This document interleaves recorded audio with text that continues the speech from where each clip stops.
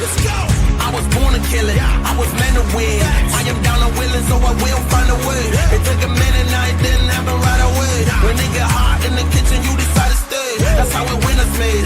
Stick a fork in the hater on my dinner plate. I walk into the fire like it's just a bit of flame. I switch my style up, push the money pile up. I'ma get rich with life. What is going on, everybody? Welcome to the Clydesdale Media Podcast. My name's Scott Schweitzer. I'm so glad for you to be here. Normally, we do lunch with the Clydesdale. Today, we are interrupting that series to do a podcast and to learn about what is Metfix. So I have with me today the head of Metfix Education, Pete Shaw, two-time CrossFit Games athlete, longtime seminar staff member, affiliate owner too, correct? Or just worked in No, former CrossFit affiliate owner. Yeah, currently coach at a CrossFit affiliate, and I run a Metfix program out of there as well. Okay, awesome. So we're going to learn about Metfix. Ever since it's been announced that Greg and Emily were going to put this together, there's been a lot of anticipation about what it is. Then it's released, and there's been a lot of questions ever since. So I'm hoping that today's podcast answers a lot of questions for everybody and lets them know what exactly Metfix is, what it can do, how it works together with CrossFit, or is it competing with CrossFit? We've had those questions out there. Yeah. So I'm gonna give you where I am in my education of Metfix, and I want you to straighten me out today. First of all, I'm here with an open mind. I'm here to hear what you guys have to say. Two, I think that my interpretation of what it is we were promised that there was this non-compete that Greg had, and once it was over, he was going to come out with something to help the world through metabolic issues in health and science. He did that. A lot of it is based on what he did through CrossFit. He is looking at this now as that CrossFit has lost its North Star. Metfix is to straighten all that out and get back to the basics. Just like a ball player who can't hit anymore, you got to get back to the roots of everything. And he's trying to put a little bit extra on top that he's learned in the time since he developed all of this. And he likes to call it the cream on his cake. We call it icing here in Ohio, but and so that's kind of where I am with it all. It is very much based on the teachings he has taught all of us CrossFitters for years. And now he has learned a little bit more that he wants to add to that.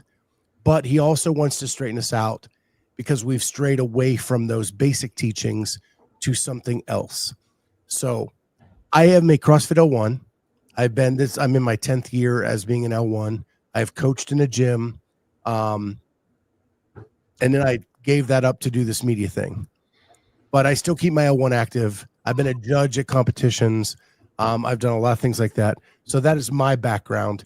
Plus, I was 500 pounds when I started CrossFit in 2011, lost 250 pounds, got off all of the medicines I was on.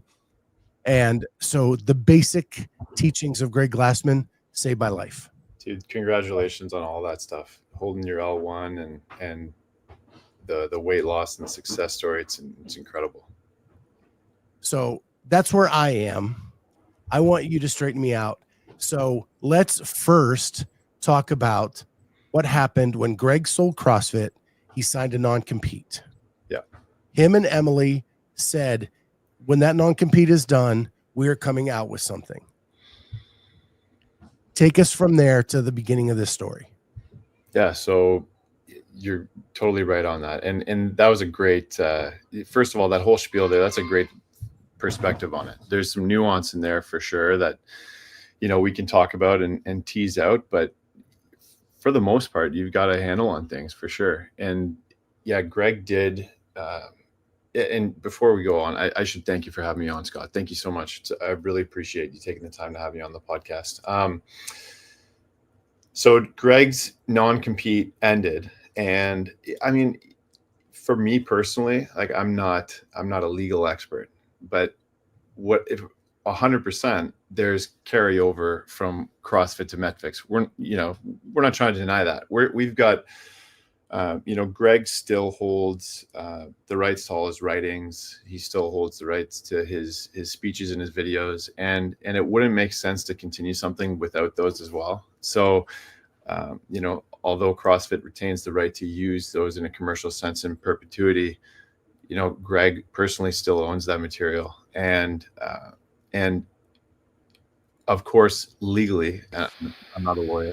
There's some nuance there that it was necessary to wait until that non-compete was over, until anything that even remotely looked like Greg was digging into his own material was going to be formulated. So here we are. We got Metfix, and the intent is certainly to build on what already exists. It's not to step on that stuff.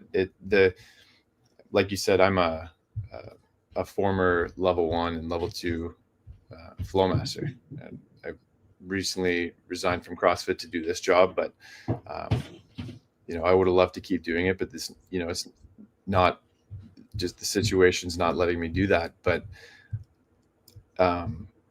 those are nearly perfect courses. The level 1 and the level 2. You took your level 1. Anyone who goes to those courses has their mind blown. But you're restricted in 2 days with what you can learn. You're highly restricted. There's a time limit on things. There's only so much material you can cover. The level 1's focused on, Greg's kernel, his original methodology, and it focuses heavily on movement. That's the reality of it, because if you're going to open up a gym and go into training, you need to be able to do that stuff. And then there's one lecture on nutrition, right? Yeah. You remember that. And that's still the way that to this day. The first time I took it to the second time I took it, that changed greatly. The nutrition piece. Yeah, the lecture, you mean the lecture itself?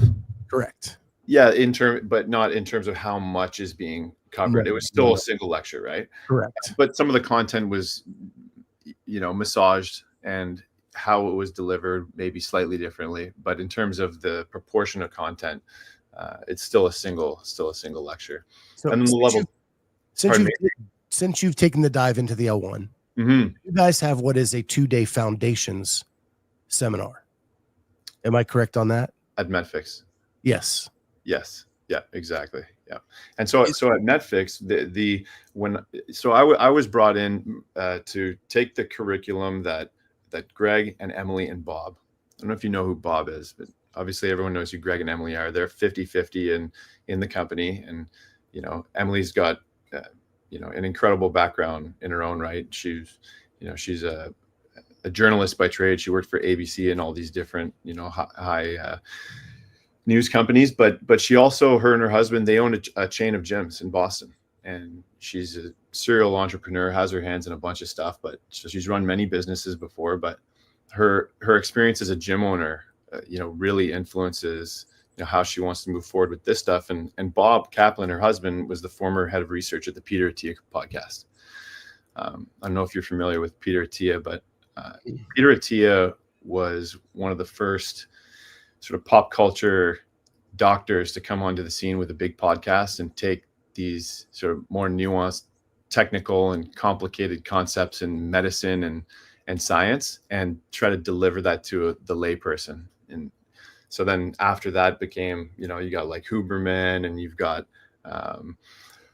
who's the girl that was recently interviewed on the CrossFit podcast?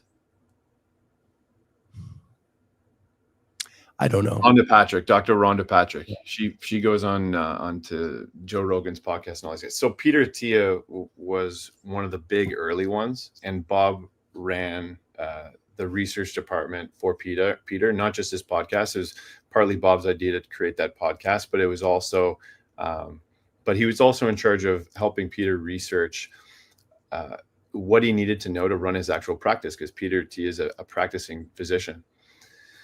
And so Bob's got this extensive background, and now he's the chief scientist at Metfix. And the three of those guys, Bob, Emily, and Greg, they wrote out this curriculum, and they needed it to be condensed down into a 2-day course. And so what they brought me in for was to help them do that. obviously with my seminar experience and having spent so much time coaching and running some independent, coaching seminars on my own, locally and abroad, independent of CrossFit. I had some background in that, and we came in and we designed this course. And the thought process was to take the level 1 proportions of movement to nutrition and invert that. So what you see at our course is you see most of it is nutrition, and you have a single lecture that's based in movement. And what the intention here is to elevate the trainer. That's what we want to do. We want to take everything that you know from your level 1 and Greg's kernel, and the level 2 and how to coach movement in the class, and realizing too that there hasn't been a lot of great offerings in terms of nutrition in the space. CrossFit offers their 1-day nutrition course now, and Jocelyn, I'm good friends with Jocelyn, so I know her. She's amazing. She's extremely knowledgeable, and we've had many conversations, over breakfast about nutrition. She's a killer. But CrossFit's come and said that this course, this one single day course, is more for the athlete. It's more geared for the athlete of how to practice nutrition on your own. And what we intend our course to be is to give the trainer a little more knowledge, so they can elevate their coaching game, bring more background to their clients, and then also connect the pieces from the coach in the gym to the medical professional. A lot of people don't like the idea of getting into the weeds with a lot of the science, but at the end of the day, knowledge gives you confidence to deliver things in layman's terms, right? One of the things that I like to say is, what's the difference between Greg Glassman saying off the carbs and off the couch and some homeless guy reading it off a bumper sticker? The words are the same coming out of their mouth, but the reason that you are convinced that you should follow Greg when he says it is because he knows what the hell he's talking about, and he knows all the science and the background behind it. So the intention of the seminar is to bring those elements to the current level of the trainer, and then elevate their game and try to get them on par with more of those medical professionals. So when I took the L1 in 2015, it was the suggested nutrition method was the zone. When I took it in 2020, it varied from that and gave a list of options that were a possibility. Totally. And Train to Live asked this question, and it's perfect for this piece. What principles are the nutrition lectures founded upon in the new foundations course of Metfix? Yeah, that's a great question. So what we teach nutrition-wise is, and I put that up in the recent post that got a lot of heat on the Metfix Instagram page. They reposted one of my tweets, and I had our protocol in there, so you can go back and check that. It's written down. But definitively, what we recommend is a diet that supports metabolic flexibility and exercise, but not body fat. So you would have heard that you notice an update in there, right? So supporting exercise, but not body fat. You probably heard of this before. It's the second sentence in Greg's World-Class Fitness in 100 Words, but the metabolic flexibility piece is something that a lot of scientists are paying attention to now, and it's partly determinant of your fitness levels, your potential fitness levels, but it's also largely determinant of your health. And what that is it the ability to flick between both fat and carbohydrates as a fuel source. So if you're metabolically inflexible, then you're someone who only has the ability to utilize one of those things as a fuel source. Now, it's very rare that someone gets to the point where they can only exclusively use fat. I think that there are some scientists out there that are trying to see what that looks like. Tim Noakes might be one of them.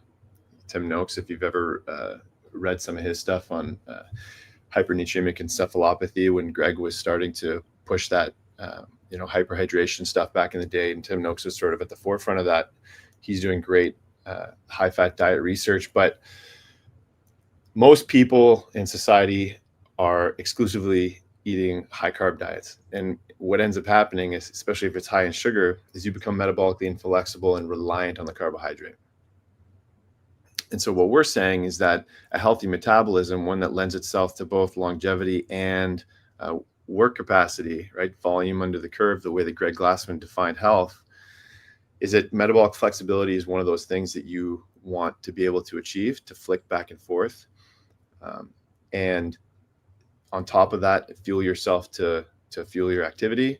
And then on top of that, not so much that you have an accumulation of fat. Practically, that protocol looks like a high fat, moderate protein, low carb diet, right, from a macronutrient standpoint. And that can be, those are broad buckets that you can fill and customize according to, your results. And then practically, it looks a lot like what Greg originally said in the first sentence of World-Class Fitness in 100 Words, with some small updates. So we got eat meat and vegetables, nuts and seeds, some starch, little fruit, no sugar, and no seed oil. So we flipped the starch and the fruit, and we added the seed oils, the no seed oils. And so the starch and the fruit was switched. Actually, it was switched while Greg was at CrossFit. He had said that and come out and said it. I believe it was 2019, 2020. I'm not 100% sure. Maybe a year before he left. But the reason that he had come out and said that, we didn't end up switching it officially.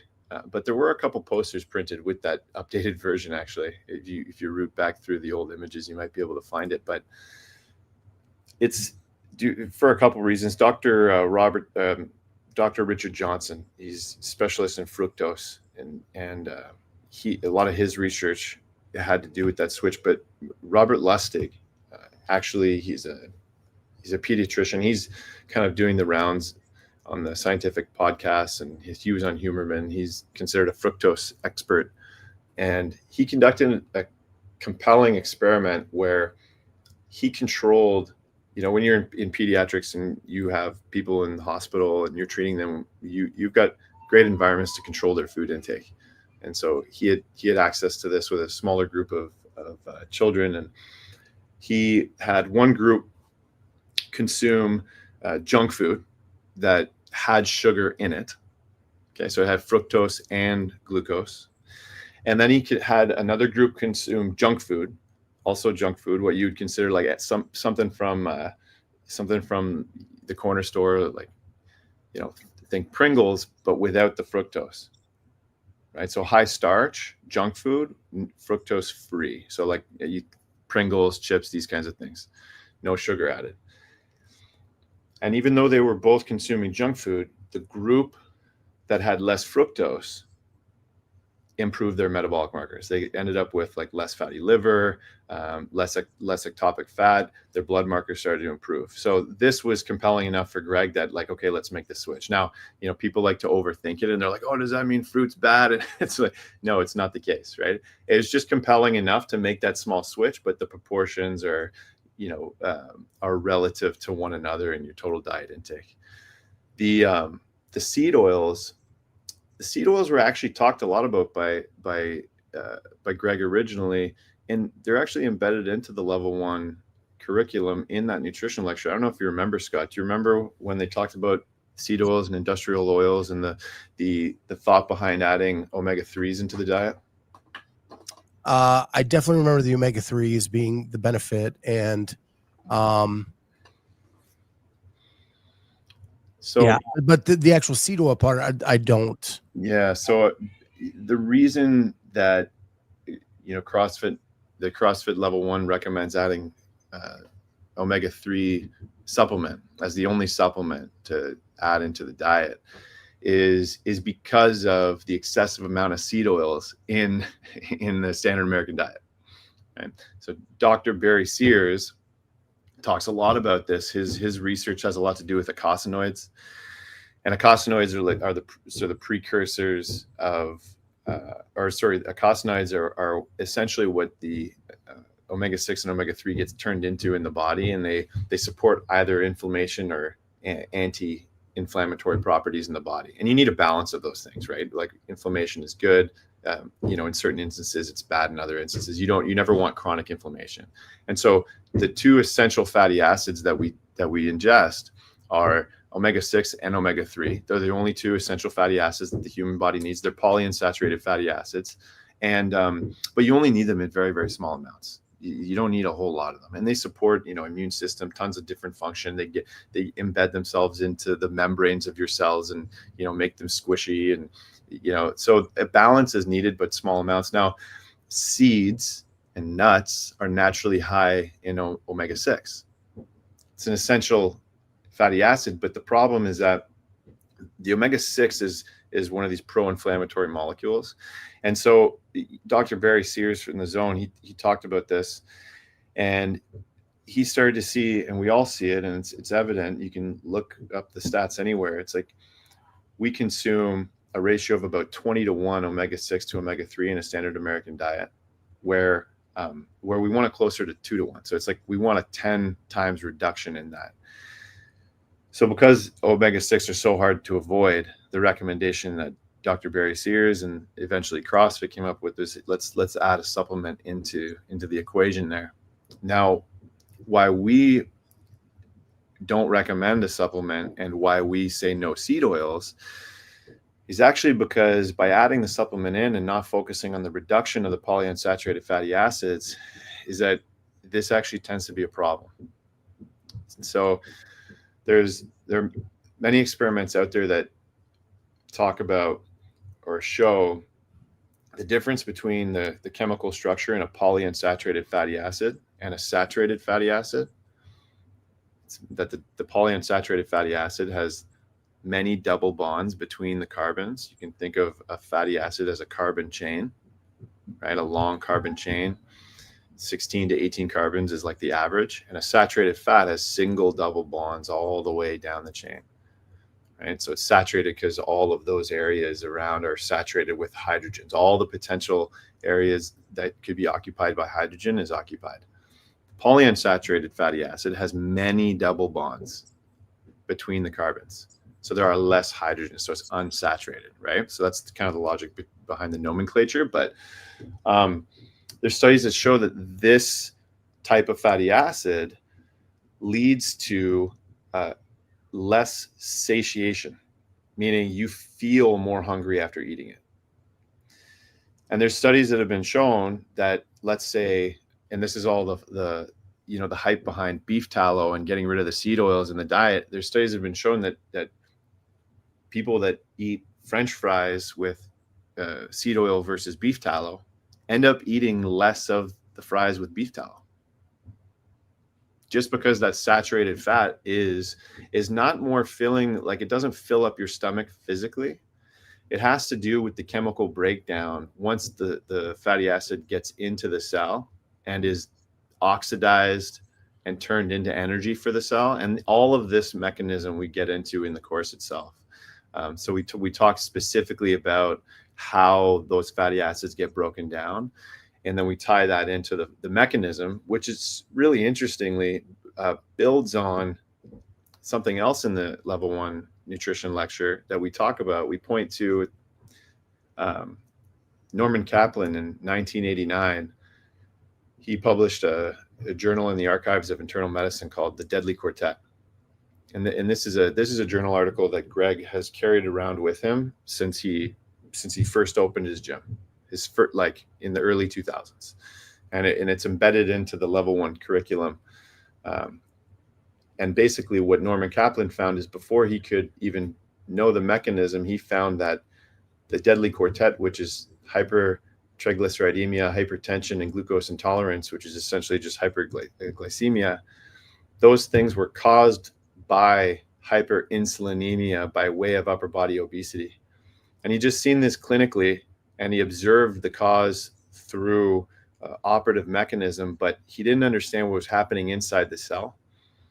And now we know what's happening inside the cell. And so we explain that mechanism and build on what we already know. So I'm going to ask you a couple of questions just in layman's terms. So when Totally. you hear like avoid seed oils, Hmm. what does that mean to me, the person trying to eat healthy? Does that mean like don't eat almonds anymore? Or does that mean like sesame seed oil, don't use that in my cooking? Or like, It's or a is great it just question. natural in other foods? Yeah, that's a great question. Don't use the seed oils, vegetable oils in your cooking. Here's what I tell people. Hey, if you can squeeze the oil out of something with your hand, then it's probably an oil you should eat and use. If you look at the food, and you're like, how can you possibly get oil out of this? It's probably likely a whole bunch of chemicals are needed to extract and concentrate that oil. And it's also likely that the omega-6 and all these other things that are contained in there are going to be highly concentrated when you ingest it. So it's like, the dose makes the poison, right? This is an essential omega-6 essential fatty acid, but overdoing it is obviously a problem. But the beginning of a world-class fitness in 100 words is eat nuts and seeds. Totally. So So this is this goes back to eating a natural diet, right? Eating a natural diet, eating foods in their natural form. So obviously, to some degree, to eat food that tastes good, we have to we have to manipulate it or process it to a degree, right? Like cooking my steak on a barbecue is a type of processing. But what's interesting about the nuts and seeds is that, and Dr. Zoe Harcombe, I don't know if you've heard of her, but she says that she's one of the Mesperts, right? From Greg's entourage back in the day, and she's Welsh, and she's a dietitian, and she says that nuts and seeds are moreish. It's like you always want more, right? And it's because of the fat and the carbohydrate. That combination is tasty, but then you throw like salt in the mix and flavoring, and then you're really in trouble, right? So I always tell people with that, like, probably get the nuts and seeds that aren't salted. That's probably in their natural form, and then also to stop you from eating more at that point too. Maybe buy them with the shells on. Yeah. Right.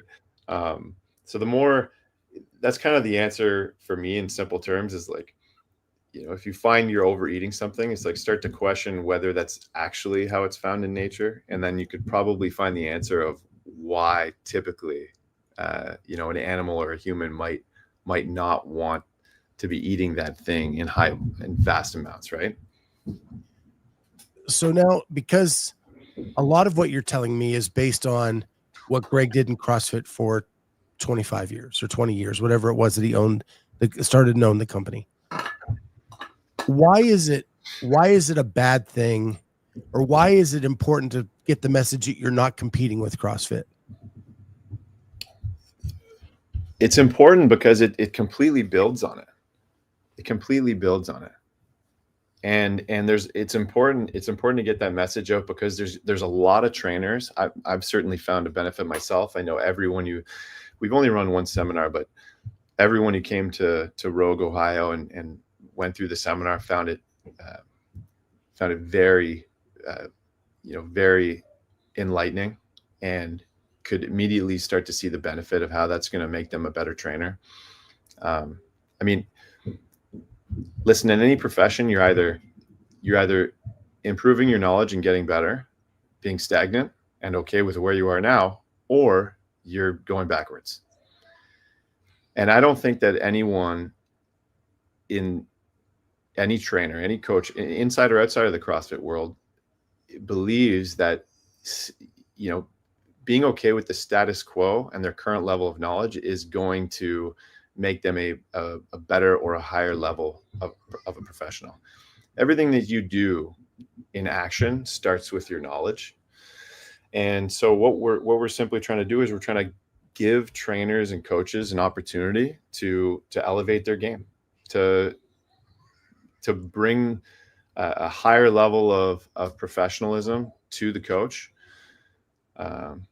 and to give them the confidence, right? Knowledge is confidence. And there's a lot of people out there that can benefit from, the world's, the cure to the world's most vexing problem. But again, many people, even outside of the CrossFit world, hold the cure to the world's most vexing problem, right? All you have to do is lower the carbs and start moving. This is not a hard thing.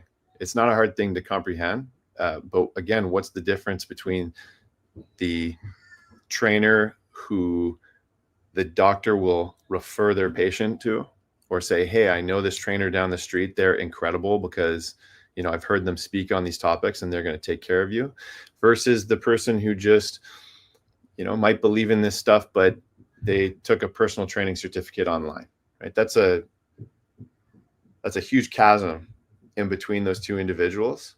And although the personal trainer who gets their cert online is saying the right things, there's a level of trust that needs to be built, and not just between the medical professional, but even the client, right? There's to a degree, people who are sick, who are taking care of themselves, and they go to the doctor at a higher cadence than someone who's not suffering from an ailment. They're in tune with their bodies, they're in tune with their needs, and they're highly cautious of what it is that they're doing to their bodies and who they're engaging with to get them to a healthy place. They're going to have a lot of questions. And if you can't gain their trust with what it is that you're going to take them through, they might have technical questions that their doctor asked them to ask you, right? I've had this happen to me on several occasions. And so this is really, really important stuff to me. If you want to, as a coach, help a population and a demographic that frankly makes up over half of North America's population. So I don't disagree with you that it is the world's most vexing problem, but a lot of people are hearing the same words that they heard when they took their L1 or right. And so there's this idea that Greg is just kind of putting all of his stuff back out there in a new package. But it's all saying the same thing. Now he does say that Metfix is like the post-secondary education to like going to college. Yep. So the L1 would be going to, and I think he used Utah State as an example, and then Johns Hopkins for your med degree. Doesn't mean the biology you got at Utah State is bad. Just means that you're expanding your knowledge at that postgraduate degree. Totally. And then of course you use the cream on the cake analogy, that the cake is everything we've known for the last 20 years. He's just putting the cream on top. Of course. Like I have my degree's in biology. My degree's in biology, and you know, if I had gone to do a master's, then I'm going to use the information that I learned with the biology degree, and everything that I build on top of that, it's still going to be consistent with that original material. Just because I go and get more education, it doesn't mean that I totally negate the idea of what a cell is and the organelles contained in it. Like that wouldn't make any sense. It's continually building, right? And I mean, to think that a single course is all you're ever going to need. I mean, and CrossFit has always, put out and supported continuing education, right? If you're, I'm a CrossFit level 4 coach, and and to maintain my credential, I have to do continuing education. That's something that CrossFit promotes, and they encourage you to go out and do other courses, not just the ones that they host, because they realize that there is tons of other information out there. Even though CrossFit teaches you how to hold a barbell, they teach you how to do a snatch, they teach you how to do a kettlebell swing, they teach you how to do a squat, teach you all these things, but they don't say, don't go to Westside Barbell because they don't know, they're just copying us. They know how to squat. You already know how to squat at the level 1. You don't need to know how to squat from Louis Simmons.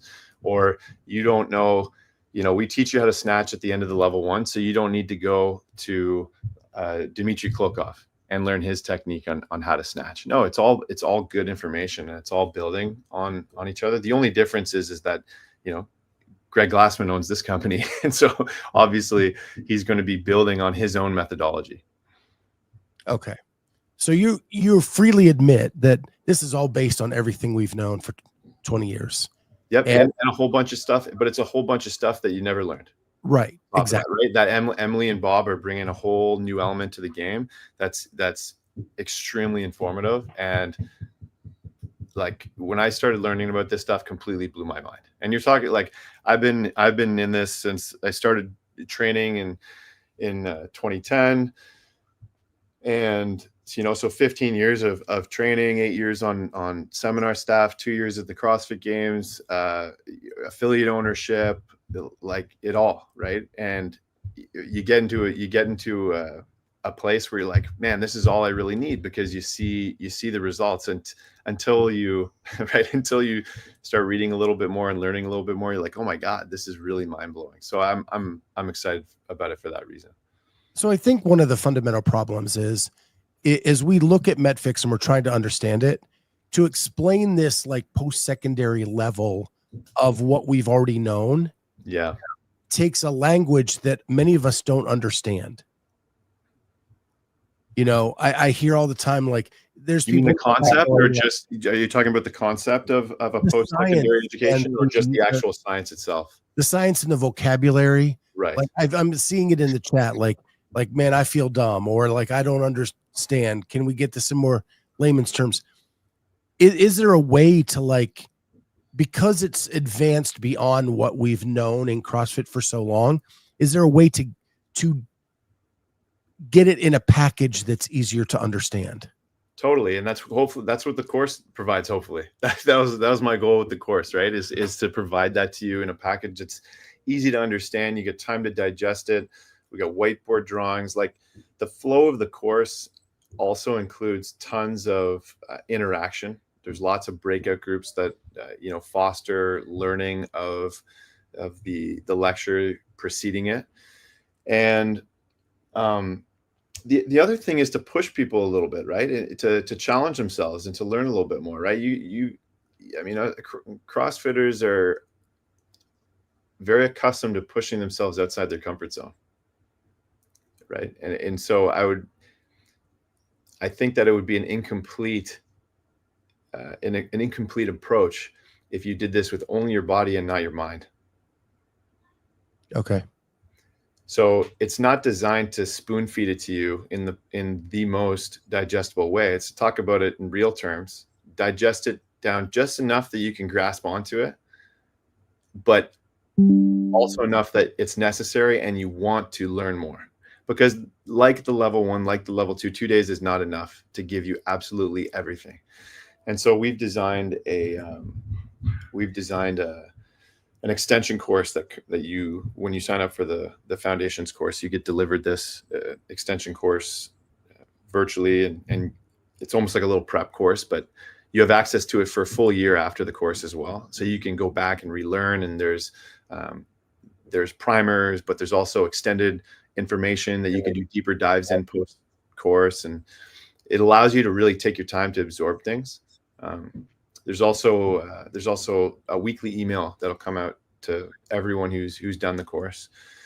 So we're getting ready to launch that pretty soon. The 001 will get it, and we're about to go to Utah, at Salt Lake City, to do our second seminar, and hopefully by the third seminar we'll have those 52 emails out, and you're going to get a follow-up email to teach you how to brief some of this stuff to your class and talk about this stuff in more layman's terms, in like 3 to 5 minutes, as like a cool down talk or something like that. So that's the whole purpose of this too, is to take these technical concepts and to try to distill it down into layman's terms, but it's not to dumb it down so much that you get it right away.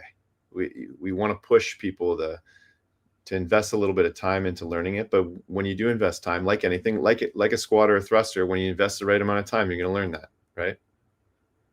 Okay.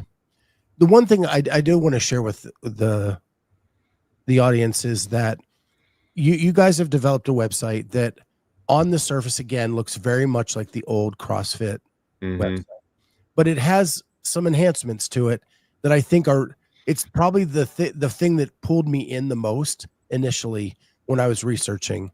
And so I'm going to pull that up real quick. Yeah, totally. Let's check it out. And that is, this is your, like, on the old CrossFit website, you would have daily workout, the workout of the day, right? But you guys have expanded that to a 3 piece system for the day. Yeah, this is super cool.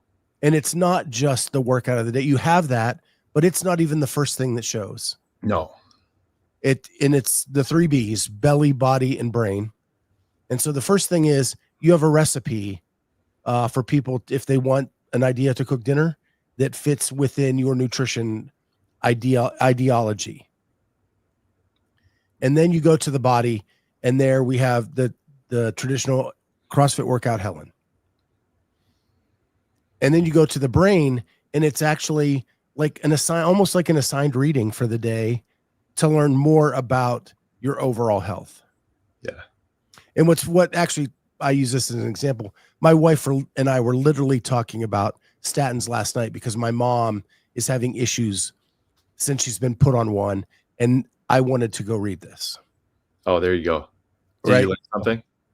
I'm not all the way through it yet because, again, I don't have a biology degree. Science was probably my weakest subject, but I do have the curiosity to try to learn it. Yeah, absolutely. And that's what counts, right? And that's what it's supposed to simulate. Even if you don't get to them all, at least you're intrigued, or maybe you see the headline and then something else piques your interest. You go back to it later, right?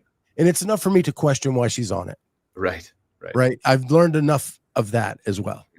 This is a really cool, so the daily fix here is really cool. It's by design that the first thing you're going to see is the food, because that's what we're saying at the seminars. It's the first line of defense in making you healthier. Everyone, you always have a choice whether you're going to exercise or not. You don't have a choice whether you're going to eat or not. So this is going to be the first thing that you can do to improve your health. And so we really, really emphasize that, not just here, but at the seminar. And then, so if Metfix affiliates, a sort of a cool back-end feature is obviously tons of affiliates, do their own programming. For years I did. I love programming. I always love to do my own programming, but I'm actually doing this because I find it convenient, and I don't have the time anymore to do the programming for my Metfix program at my gym. But you can embed this onto your website, this whole thing. You can grab the code, and you can embed that straight into your website. So it populates just the way that you see it right here, right on your site. You can hide it. You can keep it on the forefront. You can make it so that if you want, you can just screen grab it quick or just copy paste the text, modify things a little bit if you don't like the workout. So it's cool in that sense as well. Yeah, cool. And then you just hit the see more button, like for the recipe. And there you get like the full recipe. That looks delicious, eh? So there's that. So most of these recipes most of them are ketogenic. Like, they're really low carbohydrate, but you don't put keto in the title because anything with keto doesn't taste as good. Right. And then again, the same with body. You hit see more and you get more information about the workout itself. Yeah. And then brain. Now, what I did notice is, like, as I was clicking through some of the brain stuff, a lot of them are old journal posts that Greg made back in the day. Yep. But this one here is from a third party. Yep. There's a lot of third party. There's a lot of original material that has come out and is yet to come out. I don't know. Do you remember Lon Kilgore? Lon Kilgore wrote a lot back in the early days for CrossFit and for Greg in the original journal, and he did a lot of stuff later on too. When Greg took control of the website in 2019 January, and he started posting more information in regards to anatomy, like basic anatomy of the body. I don't know if you remember those posts. Do you remember when the workout of the day was posted? There would be here's the anatomy of like a hand, and they would talk about the bones. And then, do you remember that? So I started in 2011. So I'm a little bit late to the game of the 2019. Oh, 19. Yeah. When Greg says he commandeered the website, he started programming a little bit. Remember when every second day we saw some version of Cindy? Yeah. And along with that came a whole bunch of anatomy posts. And those anatomy posts, a lot of them were Lon Kilgore. And so Trish S, was that the pig spine guy? the pig spine, I don't know. I don't know who the pig spine guy is, but it's possible. But Lon's doing a lot of writing for us too now, and he's got an extensive background, and he just turns out information, which is great. But and a lot of the stuff behind the reposting Greg's original journal articles, I know a lot of people are just like, it's CrossFit, it's just CrossFit, it's copycat, blah blah blah. I mean, part of it's about the preservation of them. I mean, I know that when private equity took over CrossFit HQ, all of a sudden it all disappeared, and you can still find it if you dig. But the first thing that I did when Greg sold the company was I went to the old archives and I saved every single journal article, and I have it on a hard drive, every single one. And so I'm extremely pleased that not just because I work for them now, but I was extremely pleased to see that Greg had maintained ownership of his material, and that he was able to maintain it and put it at the forefront on his website, because it's so important. One of the things that I think sort of maintains that culture over time is the knowledge of the history and the original kernel and where that comes from. And again, we're reposting those things because they don't need changing. They don't need changing. They're amazing the way that they are. But what we do realize is that new information comes out, and we want to build on top of that. And although subtle, I think that they're significant, and it's going to make for a really cool course and a lot of cool things to happen in the community.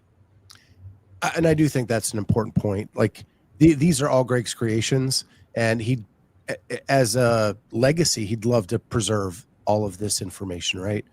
And this gives him a way to do that in a way that he believes in, because CrossFit's not for sale again. We don't know what that's going to mean for the future of any of this stuff, whether they're going to use it, throw it away, keep it, archive it. We don't know. So it's a nice thing that he is going to have a repository for all of this information for us to access whenever we want. Absolutely. Quick question from Train to Live. Yeah, totally. Is the course, would it count for CEUs with any other certifications? So it is, I believe it's $1,500 US, and the CEUs, and you can confirm that. Maybe you can pull it up there, Scott. If you go to metfix.org, you could see it right there. But the CEUs, like if I was gonna use the Metfix Foundations course for CEUs, it's not pre-approved by CrossFit. Maybe one day, but for their certifications. But if I was going to use that to keep my level 4, did you go to metfix.org? I'm on just a page in. I thought that. There you go. Scroll down. You see there's Lon Kilgore there. Go back up to the top. Are you at metfix.org or are you at brokenscience.org? Broken Science. Click Metfix there. Go down and click the Metfix logo. Just scroll down and click the big one. Yeah. Okay. Seminar calendar. Was that click seminars? Okay. Should scroll down. Scroll down. What if you click one? Click one of those. Sign up. All right.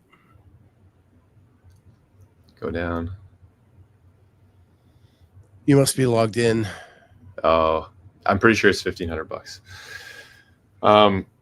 So CrossFit allows you to submit CEUs for any course. She's actually thinking NSCA. Yeah, most of these, I used to have a CSCS from the NSCA, so Certified Strength and Conditioning Coach. I used to be one of those, and usually they have forms that you can submit for continuing education. You just have to fill it out, and if it's something that the course administrator needs to like sign off on or something like that, then you can always just bring it to the course and we can sign that for you for sure. Or just, send it by email and we'll have it done. If it's going to help you keep the cert for sure. Yeah.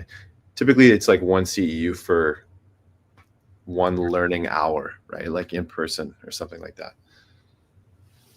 Well, we're down to like the last 10 minutes that I have for today. And I did want to ask you a question about this that you just posted. It's going everywhere now. I missed a button. There we go. And so it is this little guy here. There it is. The firebomb. Yeah. So I knew I was having you on when this got posted. So I read through it very carefully. And then I thought, when I started CrossFit in 2011, I learned nutrition from my affiliate owner. Yep. And then I joined a second affiliate later in life. And that affiliate owner also was very active in learning the nutrition. This compares a games athlete to, I guess, a common, average, ordinary Joe like me. Yeah, totally.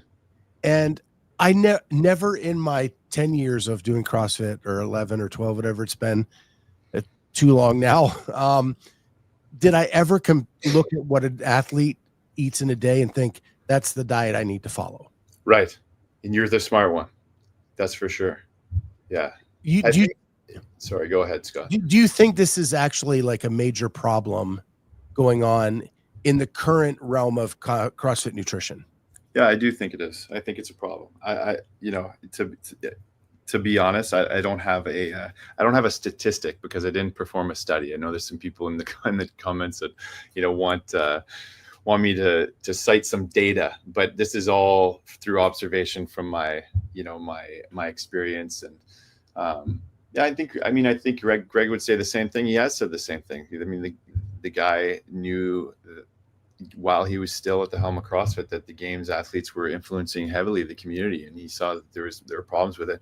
I think the issue with why people got so inflamed in the posts, in the comment section, is that because they're conflating what I'm talking about, which are the defined terms, and the implementation of those methodologies within the community. So there's a difference between your perception of its implementation and the actual definition of these things. The point that I was trying to make is that CrossFit's defined as constantly varied functional movement performed at high intensity. Point, and nothing more than that. That's the definition. That's what we say at the level 1. That's what Greg defined it as in those early days. And if you go back to that for a sec, Scott, and you just take at face value the definition of CrossFit, what do those words mean to you? What does that imply? I say it below, but it's the workout. It's the workout. It's the workout, right? Exactly. The definition of CrossFit is the workout. And so when Greg made this, it was his intention to also teach people about the culture and the implementation in the right way, right? That was the intention. Except the problem with that is that all the great coaches who understand how to implement it properly can't be everywhere all at once.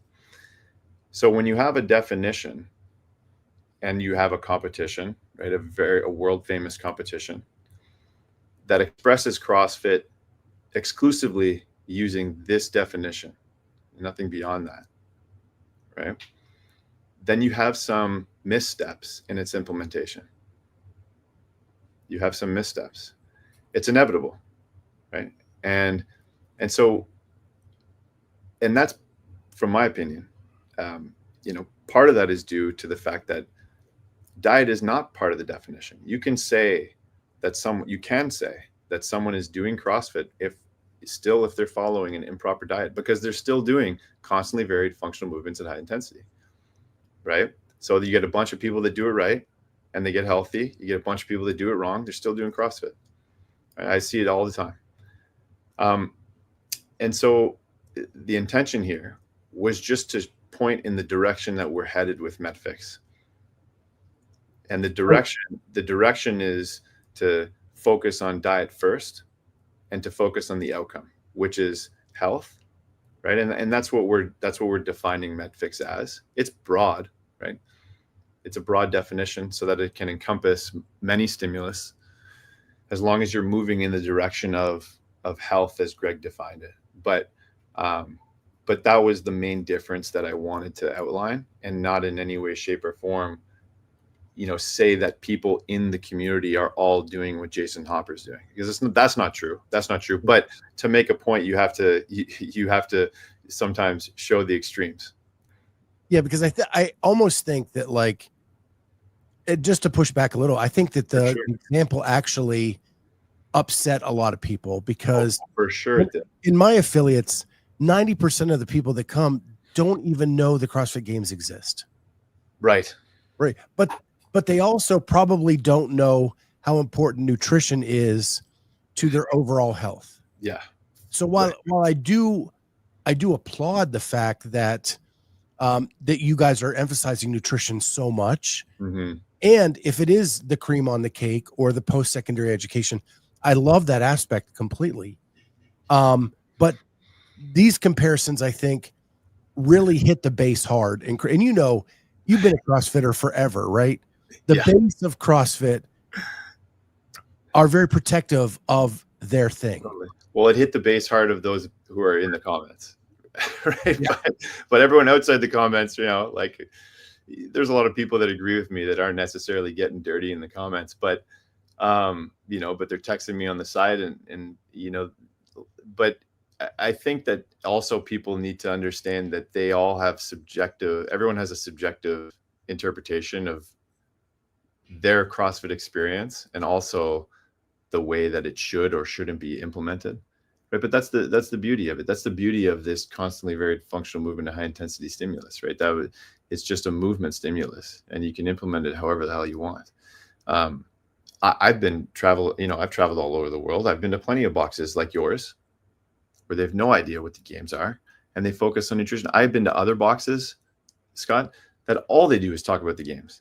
It's all they do. All they do is competition, and they've got a jar of gummies on the front desk to fuel their double sessions. Like, I've been to gyms that are a mix, where half the gym is like yours, the other half is competition, and then people are oblivious to people who might be addicted to refined carbohydrates. And on the weekends, boxes of donuts are lined up on the table, and sugar is served along with the cream for the coffee, right? So it's not as black and white in terms of its implementation as people might think. It's very, very blended, and our intention is to lift up those who are doing it right currently, and also hopefully teach the people who aren't the reasons why they might want to reconsider how they implement the program. So Jenny from Dense Updates is in the chat. Hey, she Jenny. has a question, and it is, as a seminar staff member, when you saw all this going down, did you call it out to the affiliate owners or the people and say, what are you doing? Like, this is, or yeah, you did. Yeah, all the time, constantly. Whether it's at a seminar, calling people out, maybe like by like a second degree, because someone has a question specifically about something they experienced at a gym, and you're trying to lift them up and give them the courage to go back to their gyms and approach things in the right way, because they've all seen a certain situation that they know is not right, or now they're learning is not right because they came to the seminar, or even firsthand, whether it's me as like a coach, whether it's me as on a team as a games athlete on a team, with a teammate who all they do is take gummy bears and what do you call it? Like gummy worms and all these little candies. Like, they show up with a bag of candies to fuel their workout. I'm like, what are you doing? Right? It's not uncommon. I'm not surprised to see that stuff anymore. I want to hit with two more. I want to answer Jody's question. It's hard for me to believe their CrossFit box is completely unaware of the games. Come on. Yeah. I went to Christy Aramo O'Connell's gym, and I am telling you, 50% of that gym did not even know about the games. At Christy Aramo's gym? Yes. No way.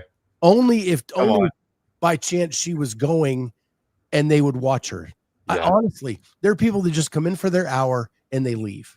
There's certainly people who are oblivious to it. Yeah, absolutely. But yeah, it's a big mix. And then my other gym, my first gym that I joined, there was no Games Athlete there.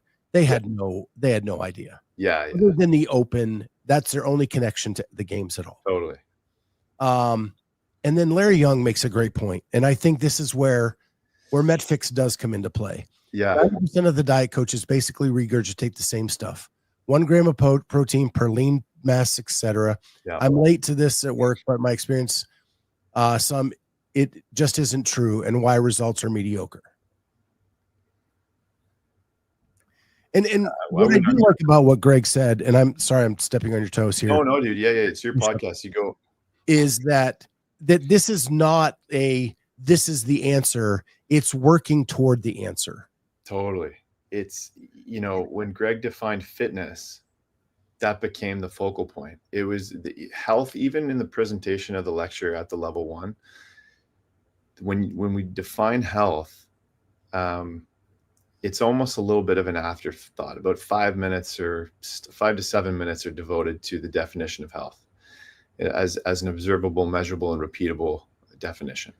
The hour-long lecture is dedicated to the definition of fitness, and I mean CrossFit.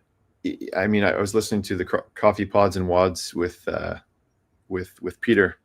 Everyone probably knows him better, Pedro, and he was interviewing Johnny Davies, who's a current seminar staff member, and he's like, we got to get back to forging elite fitness and the focus on fitness. And I mean, I think that's cool. Like CrossFit in the early days was focused on the tip of the spear.